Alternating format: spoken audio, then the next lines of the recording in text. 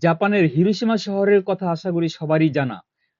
এই শহর একটি ঐতিহাসিক জায়গা। ১৯৪৫ সালের ৬ই আগস্ট এখানে যুক্তরাজ যুক্তরাষ্ট্রের বিমান বাহিনী অর্থাৎ ২য় বিশ্বযুদ্ধকালে আ শত্রু বাহিনী ১ম লিটল বয় নামে একটি নিউক্লিয় বোমা বা পারমাণবিক বোমার বিস্ফোরণ ঘটায়। যা এই স্থানটি থেকে খুব নিকটেই। আমরা এই মুহূর্তে দাঁড়িয়ে আছি সেই জিরো পয়েন্টে। আর ওই সময় এই বিল্ডিংটি কেবল দাঁড়িয়েছিল। আর সব কিছুই ধ্বংসপ্রায় হয়ে গেছিল। তাৎক্ষণিকভাবে সেখানে ১,৪০,০০০ এর উপর লোকজন মৃত্যুবরণ করে।